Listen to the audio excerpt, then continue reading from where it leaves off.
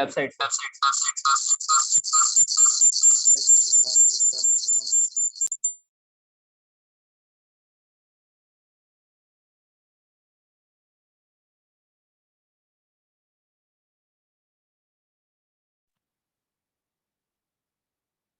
तो वेबसाइट बनाने का फ़ायदा सबसे बड़ा यही है कि हर पर्सन को इसकी ज़रूरत है और हमने हर पर्सन को कायल करना है कि अपना ऑनलाइन एक प्रेजेंस क्रिएट करें जिसमें कि हम उसको वेबसाइट तो बना के देंगे।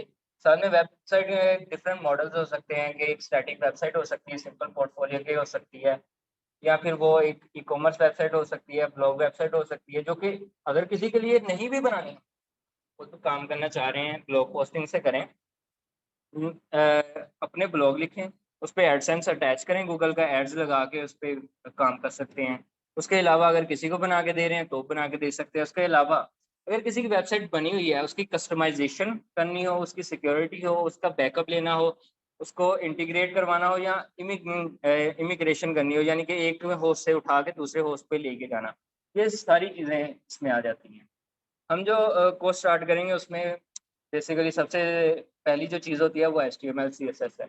ये सबसे ज़्यादा ज़रूरी है, चाहे आप सीएमएस यूज़ कर रहे हो, शॉपिफ़ाई, वर्डप्रेस, विक्स हो या डायनामिक हो, आपको एचटीएमएल सीएसएस लाज़मी आनी चाहिए। उसके बाद इसके फर्दर एक्सटेंशन होती है जावास्क्रिप्ट, बूटस्ट्रैप वगैरह। इनसे क्या होता है कि हम स्टैटिक वेबसाइट है, जैसे कि कोई भी आप वेबसाइट देखते हैं, उस पे जो टेक्स्ट लिखा हुआ है और जो कलर है, फॉर्मेटिंग है, जैसे कि एमएस वर्ड वगैरह में होता है, वो सीएसएस से हो जाती है और साथ में एचटीएमएल टेक्स्ट जनरेट कर देता है। लेकिन अगर उसमें कोई एनिमेशन लगानी है, उसको रिस्पॉन्सिव बनाना है, उसके लिए हम क्या यूज़ करते हैं, जावास्क्रिप्ट और बूटस्ट्रैप वगैरह। और उसके अगर आप किसी यूज़र से डाटा ले रहे हैं या फिर वेबसाइट पे अगर कोई पर्सन आके कोई एक्शन परफ़ॉर्म करता है, उसका डाटा सेव हो रहा है और वेबसाइट उसके मुतल्लिक उसको कोई और डाटा प्रोवाइड कर रही है, वो पीएचपी के ज़रिए होता है और एसक्यूएल के ज़रिए। हम डेटाबेस एक क्रिएट करते हैं, वेबसाइट को उसके साथ कनेक्ट करते हैं, यूज़र जो भी डाटा देगा वो डेटाबेस में सेव हो जाएगी और जो ये सेव करवा रहा है वो पीएचपी है। पीएचपी क्या है? वो एक कह लें कि दरमियान में इंटरप्रेटर है, उसने यूज़र से डाटा लेना है, डेटाबेस में पहुँचा देना है, डेटाबेस से डाटा लेना है और यूज़र को पहुँचा देना है। ये पीएचपी का काम है, जो कि बैकएंड का फंक्शनल, और डेटाबेस ने उसे स्टोर करना है। तो हमारी जो वेबसाइट होती है वो तकरीबन कम से कम 5 लैंग्वेजेज़ पर डिपेंड करती है। और अगर आप सीएमएस में भी जाते हैं, जैसे कि वर्डप्रेस, विक्स और शॉपिफ़ाई, इनमें भी ये पाँचों इस्तेमाल हो सकती हैं। डिपेंड करता है कि वो टेक्नोलॉजी यूज़ करता है कि नहीं, क्योंकि शॉपिफ़ाई में माईएसक्यूएल नहीं होता, आपको डेटाबेस छेड़ने की ज़रूरत नहीं पड़ती। और जो वर्डप्रेस है, उसमें एसक्यूएल यूज़ होता है, लेकिन वो पीएचपी माई एडमिन से यूज़ होता है। तो हम ये सारी चीज़ें करनी देखेंगे। और वेबसाइट अगर हम क्रिएट कर लेते हैं, उसके बाद उसको कस्टमाइज़ कैसे करना है, उसको रिस्पॉन्सिव कैसे बनाना है, क्योंकि जब हम हमारे पास वेबसाइट क्रिएट करते हैं ना, उसके कुछ स्टेप्स होते हैं जो कि हम फॉलो करते हैं। सबसे पहले उसका मेन स्ट्रक्चर क्रिएट किया जाता है, जो कि कॉपी पेंसिल से होता है। अब जब हम वेब डेवलपमेंट स्टार्ट करते हैं ना, किसी की भी हमारे पास कोई शख्स आता है, वो कहता है कि मैंने अपनी वेबसाइट क्रिएट करवानी है। हमारा पहला सवाल होता है कि कौन-सी? क्योंकि वेबसाइट की टाइप्स हैं different. Blog website, profile website जो कि स्टैटिक होती हैं, जैसे कि ये कह लेंगे कंपनीज़ की होती हैं डिफरेंट, मिल मालिकान की। उनका क्या है, उनके मुतालिक डाटा लिखा हुआ है। उन्हें ज़रूरत नहीं है कि कोई आके हमसे परचेज़ करे या हमसे वहाँ पे फॉर्म फिलिंग करे। उनका फ़ोन नंबर, ईमेल एड्रेस हर चीज़ लिखी हुई है, लेकिन वो एक प्रोफ़ाइल वेबसाइट होती है, स्टैटिक। उसको प्रोफ़ाइल वेबसाइट कहते हैं। उसके बाद आ जाती है ब्लॉग वेबसाइट, जिसमें कि हम ब्लॉग पोस्टिंग करते हैं। इससे ब्लॉग पोस्टिंग का फ़ायदा ये होता है कि हम ब्लॉग लिख के उसको रैंक करवाते हैं गूगल पे। जब कोई यूज़र हमारी वेबसाइट पे आता है, ट्रैफ़िक लेते हैं, उसके बाद हम गूगल एडसेंस को अटैच करते हैं, वेबसाइट पे ऐड अटैच करते हैं और यूज़र जब आके वेबसाइट को देखता है और उसमें एड्स वो क्लिक करता है या शो होते हैं, हर इंप्रेशन पे हमें फिर उसके पैसे मिलते हैं। ये ऑटो रन पे है कि अगर आप ब्लॉग वेबसाइट क्रिएट करते हैं, उसपे अच्छे क्वालिटी वाले ब्लॉग्स ऐड कर लेते हैं, यूज़र ट्रैफ़िक आना शुरू हो जाती है, आपको बैकलिंक्स मिलना शुरू हो जाते हैं, बस आपका काम खत्म हो गया। अब यूज़र ने आना है रोज़ाना के, उसने आके आपकी वेबसाइट को देखना है और उसके आपको पैसे मिलने हैं। लेकिन अगर आप अपनी वेबसाइट को अपडेट नहीं करते हैं तो गूगल एक वक्त में के बाद आके आपकी वेबसाइट को डी रैंक कर देगा। ये डी रैंक्स भी होती हैं, डी लिस्ट भी होती है एडसेंस से, यानी कि आपके गूगल एड की एडसेंस की जो अकाउंट है ना वो डिसेबल हो जाएगा, ऐड चलना बंद हो जाएंगे, क्योंकि गूगल कहता है कि कम अज कम हर रोज के हिसाब से आपकी वेबसाइट पे कुछ ना कुछ अपडेटेशन हो, क्योंकि यूजर नया आ रहा है, उसको कोई ना कोई नई चीज मिले। वो पुरानी चीज को दिखाने के बजाय ना हमेशा जो जब भी हम गूगल पे सर्च करते हैं किसी भी टॉपिक के मुतालिक, हमारे पास आपने देखा होगा जैसे कि अभी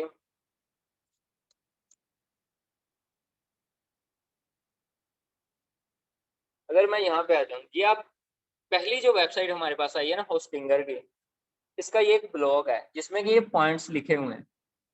अब हमारी वेबसाइट ऐसे नहीं शो होगी, हमारी वेबसाइट कैसे शो होगी, ये जो सेकंड वन है ना, हमारी वेबसाइट इस तरह की शो होती है सबसे पहले। उसके बाद हम इसमें ऐड करते हैं स्कीमास गूगल के मुतालिक। ये है HTML CSS वगैरह के जरिए हम ऐड कर लेते हैं, बाद में इस तरह से शो होना शुरू हो जाती है। और बाद में अगर हम इस तरह से गूगल को डिफरेंट तरीके से शो करवाना चाहते हैं, उसमें स्कीमास ऐड करते हैं। अगर यही वेबसाइट ओपन करते हैं, ये ब्लॉग वेबसाइट है, इसमें क्या है, टॉप इमेज है, ये इसकी फीचर इमेज कहलाती है। ये जो नाम है इसको हेडिंग कहते हैं, और ये इसकी जो डिटेल्स है इसको मेटा डाटा भी कहते हैं। मेटा डाटा बेसिकली होता है कि किसी भी पोस्ट के मुतालिक ऐसा डाटा जो कि उसकी शिनाख्त करवाए, उसके बारे में डिटेल बताए कि ये कब हुआ, किसने किया, किस पोस्ट पे किया, और इस पे कमेंट्स कितने हैं, किस मुतालिक है, ये सारी चीज़ें इसकी मेटा डाटा डिस्क्रिप्शन में आती हैं बेसिकली, या फिर इसका डिटेल्स भी कह लेते हैं सिंपल। उसके बाद इसमें ये सारी डिटेल्स हैं, इसमें H1 टैग्स होते हैं डिफरेंट। जब हम वेबसाइट क्रिएट करते हैं ना, तो हमारे पास डिफरेंट टैग्स होते हैं HTML के।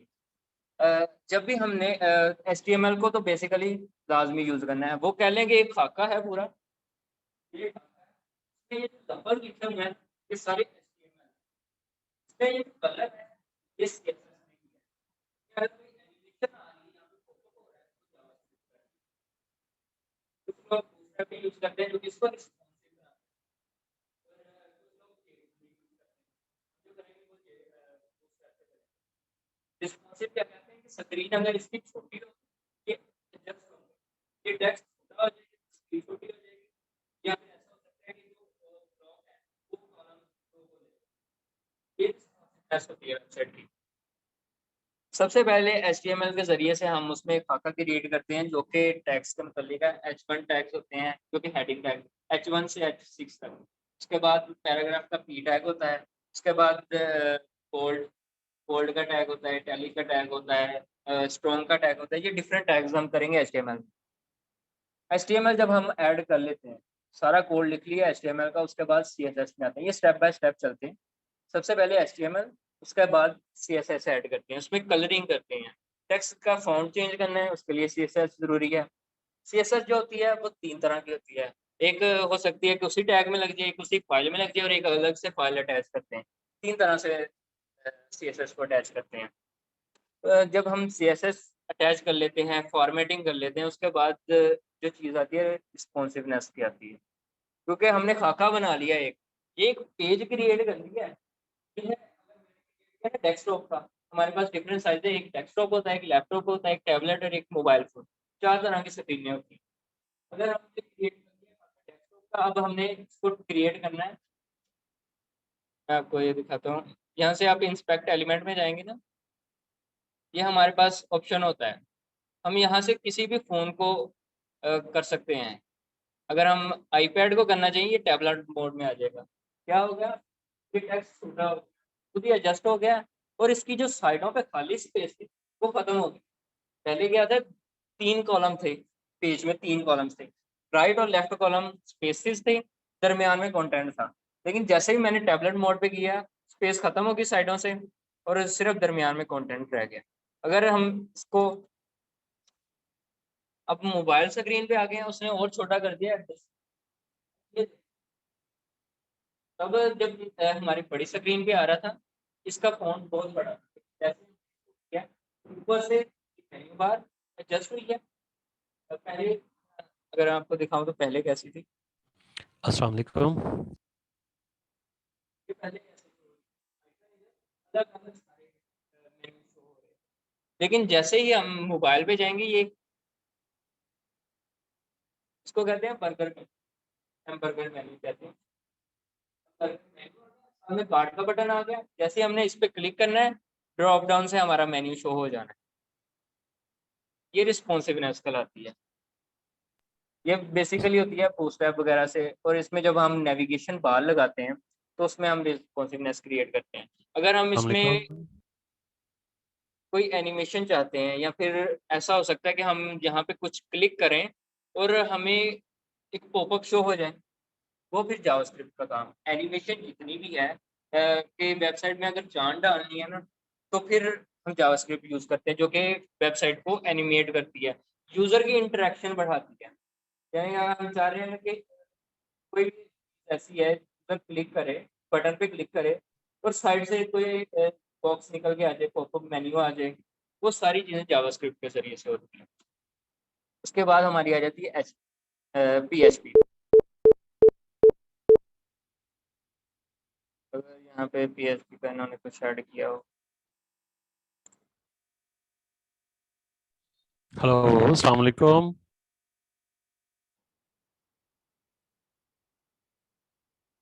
वालेकुम सलाम। ये एक फॉर्म लगा हुआ है हमारे पास। ये जो फॉर्म लगा हुआ है, ये HTML से लगा हुआ है। हाँ, HTML से इससे डाटा लेना है, और डाटा जो है वो पहुंचाना किसने है बैकएंड पे, PHP ने। सेव कहाँ पे होना है, SQL में, डेटाबेस में सेव करवाना है SQL लैंग्वेज के जरिए। यानी कि जब काइंडली। हम यूजर से कोई डाटा लेते हैं। हेलो, जी सर। हाँ जी, अस्सलाम वालेकुम जी। जी, अच्छा, ऐसा है कि ये क्या वेब डेवलपमेंट की पहली क्लास है, फर्स्ट क्लास है आज ये? जी सर, इंट्रोडक्शन है। अच्छा जी। अब मैं बेसिकली थोड़ा लेट ज्वाइन हुआ हूँ, तो काइंडली ये बताइएगा। इंट्रोडक्शन ही है। अच्छा, नहीं वो आप बता रहे थे ना, ये फॉर्म्स का मतलब या कोई ये सारा इनमें कुछ। मैं सिर्फ ओवरव्यू दे रहा हूँ आज। अच्छा जी, अच्छा जी, जी, ठीक हो गया कोई जी, बात नहीं। ठीक। अच्छा, हमारी ये जो जितनी भी क्लासेस होंगी, ये सारी ऑनलाइन भी अवेलेबल होती हैं, साथ ही कोई पर्सन जिस दिन ना आ सके वो ऑनलाइन अटेंड कर सकता है। साथ ही स्क्रीन शेयर हो रही होती है, और साथ में मेरी वॉइस भी साथ में शेयर हो रही होती है। कोई भी क्वेश्चन करना है, आपने खुद को अनम्यूट करके क्वेश्चन कर सकते हैं, क्वेश्चन का भी आंसर कर देंगे। और जो भी हमारी क्लास होगी, सभी की voice recording, उसी जूम मीटिंग में, और वो आपको शेयर हो जाएगी पोर्टल पे। अच्छा, वो ना तो आपकी जो बेसिकली मैं ये बता रहा था, फॉर्म साउंड, हम जब क्रिएट करते हैं ना, आपका साउंड स्टेबल नहीं है, मतलब ये वो सम HTML के टाइम जरिए बहुत से डीपली चला क्रिएट। जाता है और सम टाइम ठीक आता है। जी सर। वो आपका ना साउंड जो है वो सम टाइम काफी अच्छा है, मतलब आता है, सुनाई ओके देता सर। है, लेकिन ओके सम टाइम ना बहुत डीपली चला जाता है। जब हम ये जो फॉर्म है ना, बेसिकली ये क्रिएट किया जाता है, स्ट्रक्चर इसका आपने यही याद रखना है। हमने अगर वेबसाइट में कुछ भी क्रिएट करना है, उसका जो बेसिक स्ट्रक्चर होता है ना, वो HTML ही रहता है। HTML के टैग्स को यूज करते हैं CSS में, HTML के टैग्स को यूज करते हैं jQuery में, HTML के टैग्स यूज होते हैं जावास्क्रिप्ट में, HTML के टैग्स यूज होते हैं PHP और MySQL में। हर जगह HTML के टैग्स यूज होते हैं, क्योंकि ऐसे कह लें, ये दीवार है ना जो, ये इसका स्ट्रक्चर है। हमने यहाँ पे लाइटें लगानी है, पंखे लगाने हैं, जो भी लगाना है, हमने दीवार के साथ अटैच करना है इसको। क्या है कि हमने रेफरेंस देना है ना, अगर हमने बेसिकली, मैं आपको दिखाऊं, ये एक टेक्स्ट है। अगर हमने इसका फॉन्ट चेंज करना है, इसमें कलर ऐड करना है, इसको रिस्पॉन्सिव बनाना है, तो इसको हमने चूज कैसे करना है, क्योंकि ये एक हेडिंग टैग लगा हुआ है, ये एच टैग एक लगा हुआ है। तो हम इसको सिलेक्ट करेंगे, एच टैग के जरिए से टैग करेंगे CSS में करने के लिए। अगर इसमें हम ऐसा चाह रहे हैं कि इस पर क्लिक करके कोई एनिमेशन परफॉर्म हो, क्लिक करने के बाद, अगर इसमें एनिमेशन दो तरह की होती हैं, एक होती है यूजर इंटरेक्टिव और एक होती है पेज लोडेड। ऐसे है कि जैसे ही पेज लोड हुआ या स्क्रॉल डाउन किया, कुछ एनिमेशन ऐसा होता है कि इधर से कोई स्लाइड होकर तस्वीरें शो होना शुरू हो जाती हैं, फेड होके सामने आ जाती हैं। वो CSS के साथ पॉसिबल है। लेकिन अगर यूजर के क्लिक करने से कोई फंक्शन परफॉर्म होता है ना, ये होती है इफ एल्स की स्टेटमेंट्स लगती हैं जावास्क्रिप्ट में, कि अगर यूजर ये करे तो ये हो, ये करे तो ये हो, वो जावास्क्रिप्ट से होती है। वो एनिमेशन भी हो सकता है। ऐसा हो सकता है कि मैं यहाँ पे जब क्लिक करूँ तो यहाँ पे एक और टेक्स्ट शो हो जाए कि your form has been successfully submitted. वो फॉर्म कैसे वो हमें टेक्स्ट शो होगा, वो जावास्क्रिप्ट करवाएगी कि अगर फॉर्म सक्सेसफुल सबमिट हो जाता है तो ये टेक्स्ट ऐड करवा दो। ये सारी चीजें जावास्क्रिप्ट के जरिए से होती हैं। उसके बाद CSS में हम फिर सिलेक्ट करते हैं दो तरीके से। HTML टैग्स को हम सिलेक्ट करते हैं। अगर ऐसा हो सकता है क्योंकि HTML के टैग्स जो होते हैं ना वो बहुत लिमिटेड होते हैं, ज़्यादा से ज़्यादा 30 40 50 तक हो सकते हैं। लेकिन सबसे ज़्यादा जो यूज़ होते हैं वो 10-15 सिर्फ होते हैं। वो होते हैं हेडिंग टैग्स होते हैं, टेबल टैग्स होते हैं, रो कॉलम जिसमें आ जाती हैं। उसके बाद हमारे पास पैराग्राफ टैग होता है, ब्रेक लाइन टैग होता है, स्ट्रॉन्ग टैग होता है, बोल्ड और इटैलिक टैग होते हैं, इस तरह के। ये कुछ टैग्स हैं जो कि यूज़ होते हैं। अब हम अगर पैराग्राफ को सिलेक्ट करना चाहें, हेडिंग टैग को मिसाल के तौर पर अगर हमने सिलेक्ट करना है, मैं ये मिसाल के तौर पर H1 टैग हमेशा एक ब्लॉग में एक होता है, एक से ज़्यादा हेडिंग नहीं हो सकती। अगर आप ज़्यादा करेंगे तो वो आपकी एसईओ खराब कर देगी, क्योंकि गूगल पे जो हमें हेडिंग शो होती है ना जब सर्च करते हैं हम, तो एक जो पहली हेडिंग शो हो रही होती है वो सिंगल होती है। अगर हम दो होंगे तो वो एसईओ रैंक नहीं कर पाएगी, क्योंकि उसको समझ नहीं आएगा कि H1 टैग कौन सा है। इसको कहते हैं हेडिंग टैग ओवरलोडिंग, इस तरह का कुछ कहते हैं कि एक से ज्यादा टैग्स H1 के नहीं आ सकते। उसके बाद हम मिसाल के तौर पर ले लेते हैं ये H2 का टैग लगा हुआ है। अब इसके अलावा अगर कोई इसने हेडिंग की है वहां पे भी H2 का टैग हो सकता है, यानी कि H2 तो हम जितने चाहे लगा सकते हैं, H3 जितने चाहे लगा सकते हैं। CSS के जरिए हमने सिर्फ इसको अगर टैग करना है ना, तो हम H2 सेलेक्ट करेंगे, वो जितने भी H2 होंगे सबको वो चली जाएगी CSS। तो हम क्या करते हैं, जो HTML के टैग्स होते हैं उनमें फिर सिलेक्टर्स ऐड करते हैं CSS के। वो सिलेक्टर ऐड करने से ये होता है कि यूनिकनेस क्रिएट होती है, हम ग्रुपिंग कर सकते हैं। में एक होता है यूनिक कीवर्ड, कि वो सिर्फ जहाँ पे यूज हो गया वो एक ही टैग में यूज हो सकता है। एक होती है क्लासेस, जो कि हम एक से ज्यादा टैग्स के लिए हम चाहे PHR और TR इन सबको इकट्ठा करके सबको एक ही टैग दे देंगे, वो क्लास के बन जाएगी।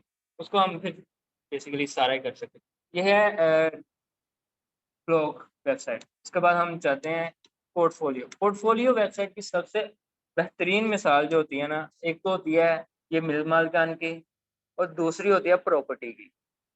उनमें सिंपल क्या लगा होता है, फॉर्म लगा होता है, उनकी प्रॉपर्टी के मतलब डिटेल्स होती हैं।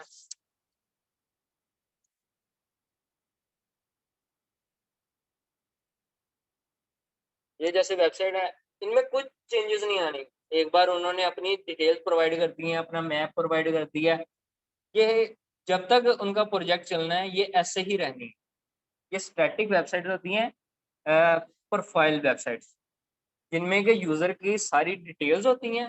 इसमें कुछ भी परचेज करने वाली चीज नहीं होती। सिर्फ एक फॉर्म एंड पे लगा होता है, कॉन्टैक्ट फॉर्म।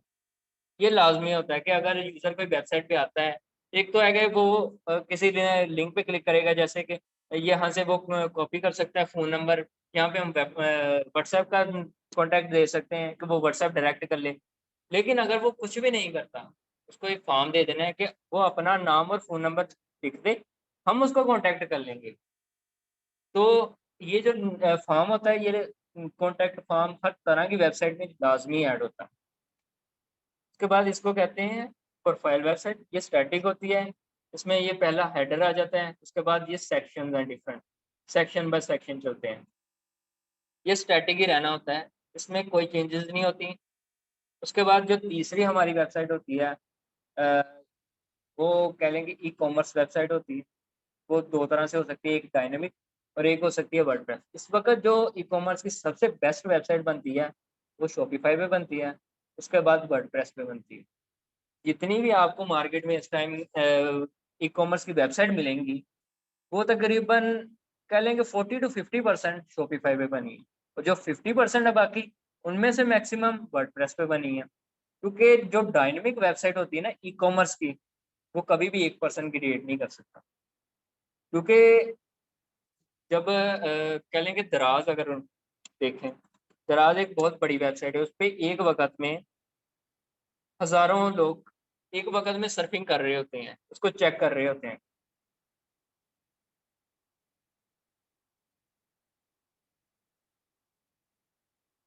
और ये हमारे पास एक टूल होता है वेबलाइजर, क्रोम की एक्सटेंशन, ये हमें बताता है कि वेबसाइट किस टेक्नोलॉजी पे बनी हुई है।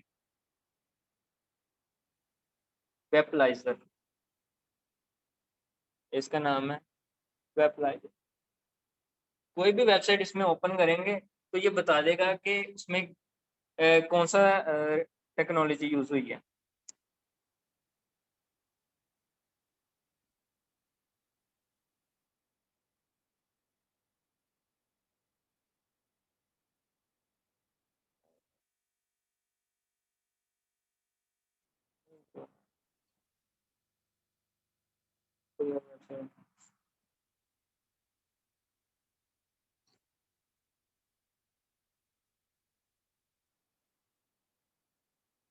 ये आ गया, लोड होने में थोड़ा सा टाइम लगता है। 7 यहाँ पे ना 7 टेक्नोलॉजीज शो कर रहा है। अगर मैं यहाँ पे जाऊँ,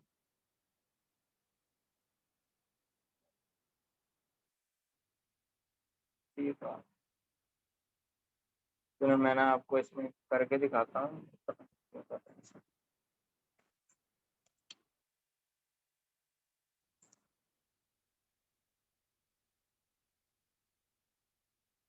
तो ये बहुत यूज होने वाला टूल है, क्योंकि हमने अगर जब भी किसी वेबसाइट को कॉपी करना हो ना, हमने जब हमारे पास कस्टमर आता है ना कि हमें ये वेबसाइट बनवानी है, हम उसे कहते हैं कि सर जिस तरह की आपको वेबसाइट है ना, चेक करें और हमें कुछ डेमोज भेजें। डेमोज जब वो हमें भेजता है, हम भी उसके मुतालिक वेबसाइट ढूंढते हैं कुछ। उसके बाद हम सेक्शन क्रिएट करते हैं, सेक्शन बाय सेक्शन चलते हैं। सबसे पहले पोर्शन होता है नेविगेशन बार का, उसके बाद आ जाता है हेडर। ये जितना भी पोर्शन होता है ना, यहाँ से यहाँ तक जो स्लाइडर चल रहा होता है, उसको हेडर कहते हैं। तो जैसे कि ये है, ये एक हेडर है, ये नेविगेशन बार है, उसके बाद ये बैनर्स हैं, ये इनके नाम्स हैं, सेक्शन क्रिएट करते हैं। हम फिर सेक्शन बाय सेक्शन में उसको बताते हैं कि आपकी नेविगेशन बार इस तरह की होनी चाहिए। हम स्केच क्रिएट करते हैं, नेविगेशन बार, उसके बाद हेडर किस तरह का होना चाहिए। उसके बाद ये भी हो सकता है, जैसे कि ये तो है ना कि अलग से शो हो रहा है, लेकिन कुछ वेबसाइट होती हैं जैसे कि अगर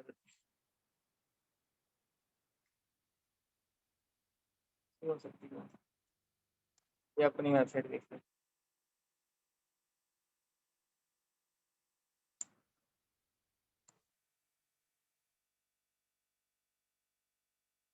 नेट का कोई इशू चल रहा है।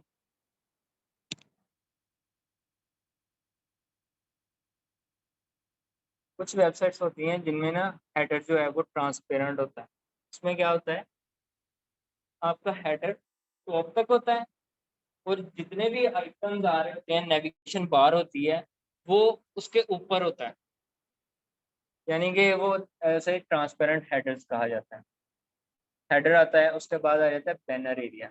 यानी कि अगर हमने कोई बैनर क्रिएट ऐड करना है, वो करना है। इसी तरह उसके बाद आ जाता है कि अब अगर उसकी गैलरी ऐड करनी है, अगर उसकी ई कॉमर्स वेबसाइट है तो प्रोडक्ट्स ऐड करनी है।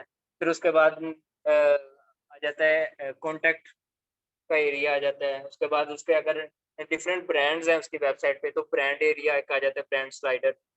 जैसे कि इन्होंने ये शॉप बाय ब्रांड लगाया हुआ है, यहाँ पे फिल्टर एरिया है।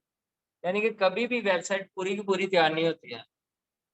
कस्टमर को हम ये बताते हैं कि नेविगेशन बार किस तरह की होनी चाहिए। पहले हम नेविगेशन बार क्रिएट करते हैं, उसके बाद हेडर क्रिएट करते हैं, उसके बाद नीचे से वेबसाइट क्रिएट करना स्टार्ट करते हैं। और सबसे पहले स्केच कॉपी पेंसिल से लाजमी बनाते हैं, यानी कि कस्टमर ने भी ढूंढ लिया। क्योंकि अगर कस्टमर बाद में कहते कि मैंने ये इस तरह की तो नहीं कहा था, तो हम कह सकते हैं कि आपका ही आइडिया। यानी कि हम कस्टमर की साइकी नहीं समझ सकते। ये मेरे साथ भी हो चुका है कि अगर आप खुद से बना के देंगे ना, कस्टमर कहता है कि आप कुछ बना के दें अपनी तरफ से, हम क्रिएट करते हैं, कस्टमर फिर उसको रिजेक्ट करके अपने डेमोस बाद में लेके आता है कि मुझे इस तरह की चाहिए। वो फिर जो टाइम ज़ाया है ना, वो बच जाता है। हम पहले ही कस्टमर को कहते हैं कि आपको जिस तरह की वेबसाइट चाहिए, उसके कुछ डेमोज़ हमें दे दें। वेबसाइट को कॉपी करना सबसे ईज़ी काम होता है, क्योंकि जब हम वेबसाइट डेवलप कर रहे होते हैं ना, इसमें क्रिएटिविटी चाहिए। वेबसाइट खूबसूरत दिखना सबसे ज़रूरी है। बोरिंग वेबसाइट कोई लाइक नहीं करता है। अगर आप ओपन करते हैं, हेडर ही अच्छा नहीं ना, लोग छोड़ जाते हैं। इसीलिए हेडर सबसे ज़्यादा ज़रूरी है, हेडर और नेविगेशन बार। क्योंकि जब वेबसाइट ने लोड होना है, पहली नज़र जो जानी है नेविगेशन बार और हेडर पे जाना है। ये जो एरिया कहलाता है स्क्रीन हाइट इसको कहते हैं। चाहे वो मोबाइल हो, मोबाइल में स्क्रीन हाइट यहाँ तक होती है, बाकी उसका पोर्शन नीचे वेबसाइट का स्टार्ट हो जाता है। लेकिन जो बाकी लैपटॉप और डेस्कटॉप है, उनमें ये स्क्रीन एरिया पूरा होता है। उसके बाद वो स्क्रॉल डाउन करता है। स्क्रीन एरिया सबसे ज़्यादा इम्पोर्टेंट होता है, क्योंकि जब कस्टमर ने ओपन करना है, तो उसकी पहली नज़र वहाँ पे जानी है। अगर कस्टमर को वो ही पसंद नहीं आया, उसने वेबसाइट क्लोज़ कर देनी। और दूसरी चीज़, अगर वो लोडिंग टाइम अच्छा नहीं है, तो भी वो बंद कर देगा। अपने कोर्स में ये भी देखेंगे कि लोडिंग टाइमिंग इम्प्रूव कैसे करते हैं, ऑप्टिमाइज़ कैसे करते हैं वेबसाइट, क्योंकि वेबसाइट बनाना एक काम है, हमने बना के रख दी। अब वो ले रही है 30 सेकंड, 40 सेकंड लोड होने में, या 20 सेकंड ले रही है, कोई भी वेट नहीं करता है। वो भी अगर आपका नेट अच्छा हो, तो वो 10 सेकंड में होगी। अगर क्योंकि आमतौर पे लोगों का नेट इतना अच्छा नहीं है पाकिस्तान में, तो अगर वो देर से लोड होगी, उससे पहले ही कस्टमर ने उसको लीव कर देना है। तो लोडिंग टाइम इम्प्रूव करना बहुत ज़रूरी है। उसके बाद आ जाती है सिक्योरिटी। दुनिया में 60% जो वेबसाइट अटैक्स होते हैं, वो छोटी वेबसाइट्स पे होते हैं। इसका क्या होता है कि उसमें सिक्योरिटी इतनी नहीं होती है। जो यूज़र क्रिएट करता है ना छोटी वेबसाइट को, एक तो उसके वैसे ही चार्जेस कम होते हैं, लोग उस पे मेहनत नहीं करते इतनी, जो डेवलपर होता है, वो उसको सिक्योरिटी को इतना नहीं गौर करता उस पे। वो क्या गौर करता है, वेबसाइट खूबसूरत दिख रही है, उसके ऑप्टिमाइज़ेशन हुई है, वो जल्दी लोड हो रही है, उसमें जो चीज़ें लगी हुई हैं, कस्टमर को उससे सैटिस्फाइड है। यानी कि जो-जो उसकी चाहिए चीज़ें वो सारी ऐड कर दी हैं, लेकिन जो बैकएंड की सिक्योरिटी है, वो भी ज़रूरी है इसमें। उसका लोडिंग टाइम ज़रूरी है, और बाद में जब हम गूगल के साथ उसको कनेक्ट करते हैं, क्योंकि जब हम वेबसाइट बना लेते हैं ना, उसको रैंक करने के लिए, गूगल को कैसे पता चलेगा कि ये वेबसाइट बन चुकी है? हम क्या करते हैं, गूगल एनालिटिक्स को अटैच करते हैं वेबसाइट के ज़रिए से, उसको अपनी वेबसाइट को इंडेक्स करवाते हैं गूगल में। जब हम इंडेक्स करवाते हैं, फिर गूगल को पता चलता है कि ये वेबसाइट है और इस पे क्या-क्या कंटेंट है। उसमें फिर हम अगर उसका लोकल बिज़नेस है, जैसे एक प्रॉपर्टी है, इसका लोकल बिज़नेस होता है, जैसे कि आपने गूगल पे सर्च किया होगा हमारे बारे में भी, तो वो जो साइट पे हमारी डिस्क्रिप्शन ओपन होती है, उसको जीएमबी कहते हैं, गूगल माय बिज़नेस। उसको कनेक्ट करते हैं वेबसाइट के साथ। जो भी हमारी वेबसाइट की चीज़ें होंगी, वो उसमें डिटेल्स हम ऐड करते हैं। इससे क्या होता है, हमारी वेबसाइट पे अगर कस्टमर का फ़ेसबुक का, इंस्टाग्राम का, लिंक्डइन का पेज अटैच है, गूगल उसको रैंक करता है, उसको अटैच करता है। तो मैं इसकी ना मिसाल आपको दे देता हूँ।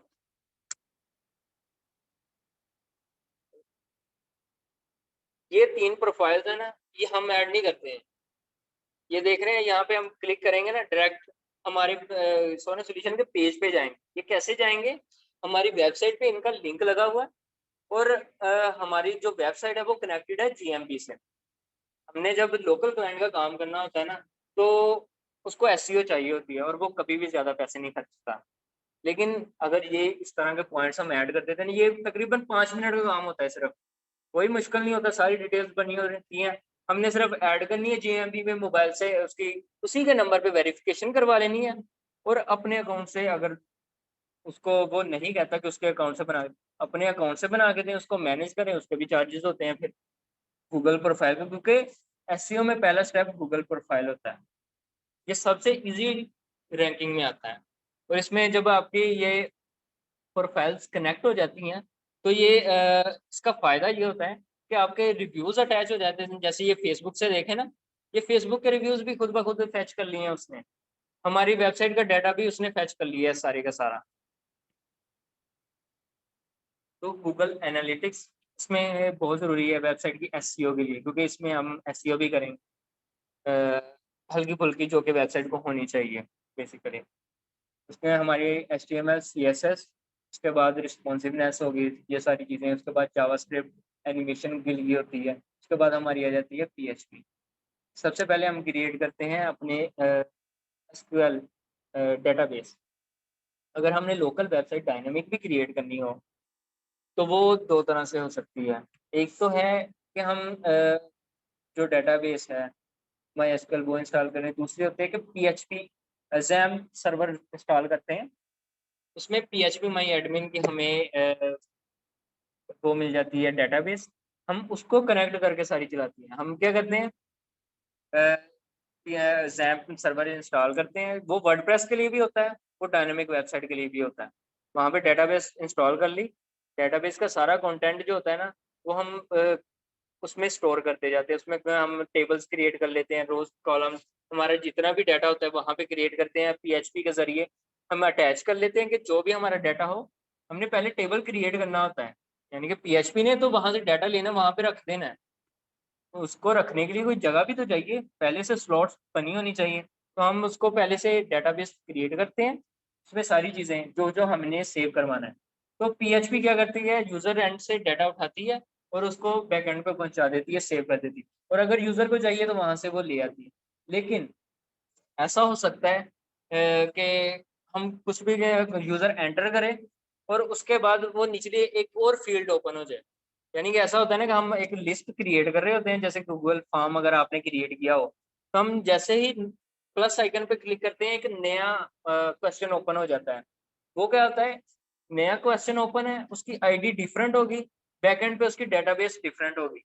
तो ये भी जो चीजें होती हैं, ये भी हमने PHP से कंट्रोल करनी होती है कि अगर कोई यूजर इसमें एक से ज्यादा रोज क्रिएट करना चाहता है, यानी कि उसकी पहले 5 रोज बनी है, छठी रोज पे क्रिएट करना चाहता है, तो जो डेटाबेस है उसमें भी छठी रो क्रिएट हो।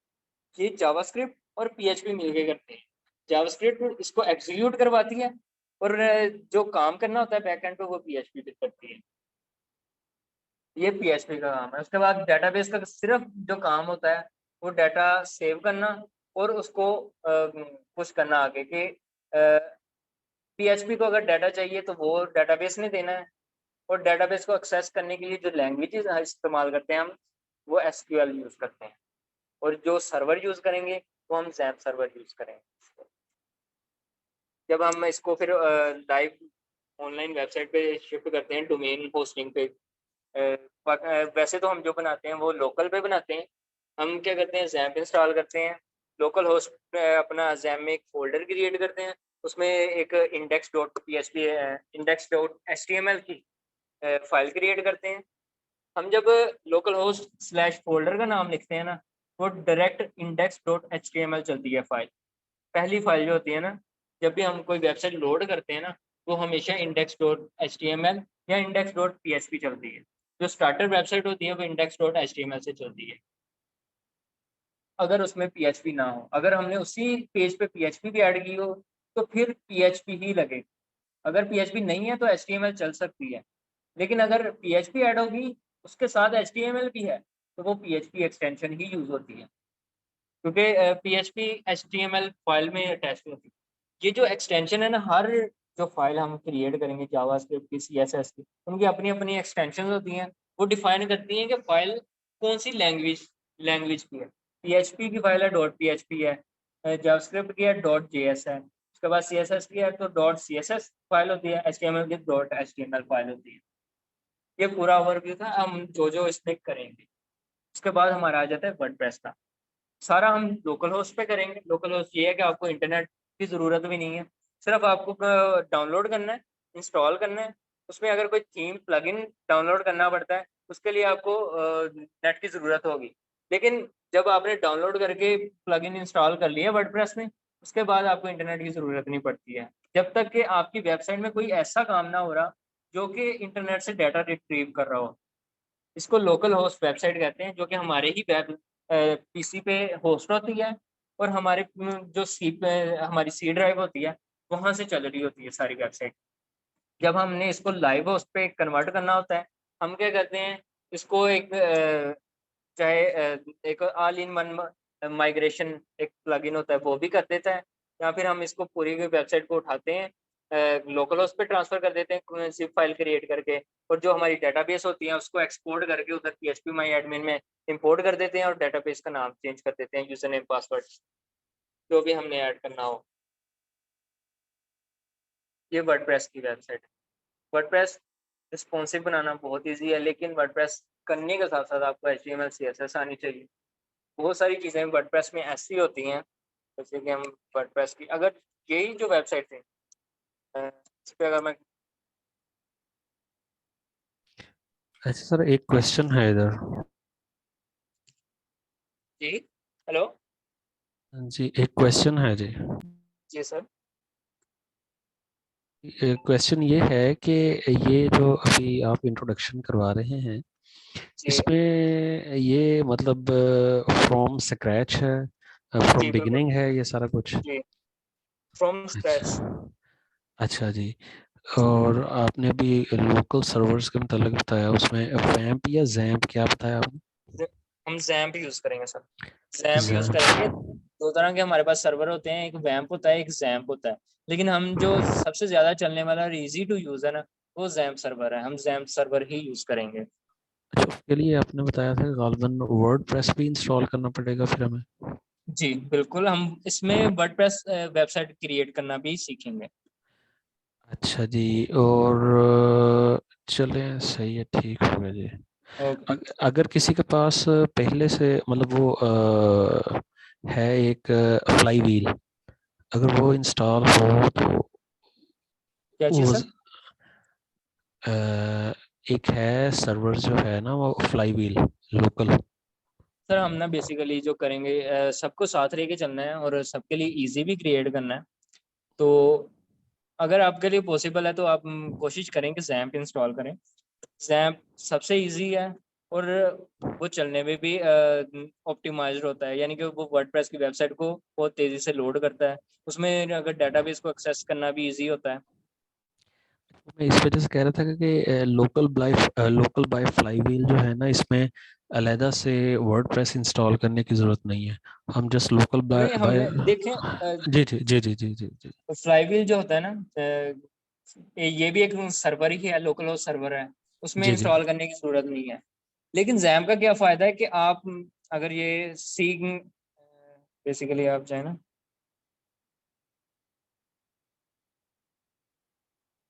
यहाँ पे जैम का सर्वर है,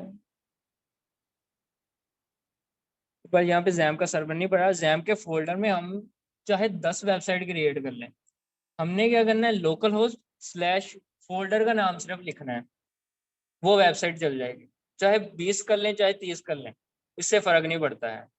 आपने क्या करना है, वेबसाइट वर्डप्रेस की ऑफिशियल साइट से वर्डप्रेस को डाउनलोड करना है, उसको जैम के फोल्डर में जाके एचडी डॉक्स के फोल्डर में एक्सट्रैक्ट कर देना है, और बाद में जैसे ही आप जाके उस फोल्डर का नाम लिखेंगे वो इंस्टॉलेशन स्टार्ट हो जाएगी फौरन से।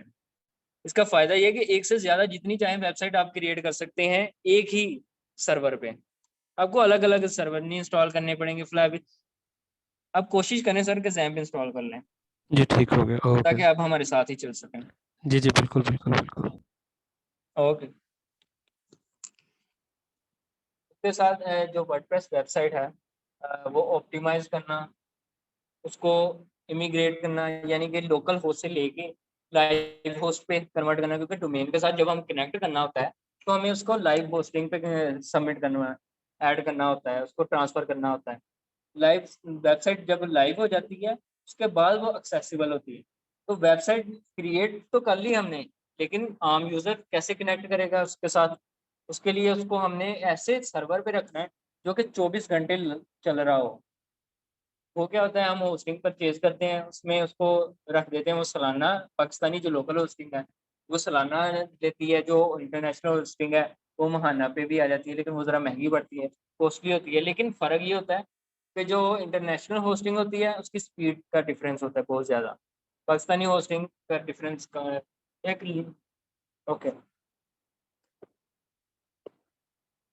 तो जो अभी मैं यूज कर रहा हूँ वो होस्टिंगर, आपने नाम सुना होगा। ये जो वेबसाइट आपने ओपन की थी ना फ्रंट पे, ये होस्टिंगर की होस्टिंग में यूज करता हूँ। डोमेन लेके वेबसाइट को लाइव कैसे करना है, डोमेन को कनेक्ट कैसे करना है, और वेबसाइट को फिर गूगल के साथ कैसे कनेक्ट करना है, ये सारी चीजें भी वर्डप्रेस में बहुत ईजी हैं। डायनेमिक वेबसाइट में हमें बहुत सारी चीजें कोड के जरिए करनी पड़ती है। गूगल को कनेक्ट करना है, कोड में जाके करना पड़ेगा। CSS करनी है, हमने वहां से सारा कोडिंग करनी है। उसके लिए जरिए क्या करेंगे हम, सबलाइम टेक्स्ट एक सॉफ्टवेयर है वो करेंगे, या VS कोड। ये दो है जो बहुत इजी टू यूज है और बहुत ज्यादा चलने वाले हैं, जो कि आमतौर पर लोग यूज करते हैं। ये होते हैं एडिटर्स, जिसमें हम वेबसाइट क्रिएट करते हैं, कोड राइट करते हैं। जो कि वर्डप्रेस होती है, वो सारा बैकएंड जो उसका होता है ना, वो GUI पे बना होता है। यानी कि मेन्यू बना है, क्लिक करना है, ये ऑप्शन आ जाना है, क्लिक करना है, ये ऑप्शन आ जाना है, ड्रैग एंड ड्रॉप सारा बन जाना है।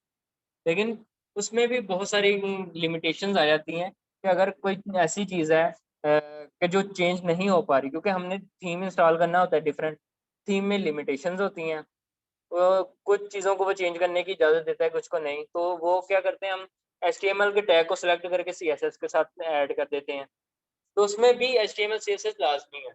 और अगर आपने उसके प्लगइन को मॉडिफाई करना है ना, प्लगइन बने बनाए तो मिल गए, लेकिन अगर आपके फंक्शनैलिटी जो उससे लेना चाह रहे हैं वो पूरी नहीं हो पा रही, तो आप उसको फिर एडिट करेंगे, तो वो PHP के जरिए होगी। क्योंकि जो वर्डप्रेस है वो सारा का सारा PHP पे बेस्ड है। MySQL डेटाबेस है उसकी, यानी कि जो हमने लैंग्वेजेस सीखनी है ना, वर्डप्रेस A to Z उस पर बना हुआ है। आप अगर ये लैंग्वेज सीख लेते हैं तो आप वर्डप्रेस को हर तरह से मॉडिफाई कर सकते हैं।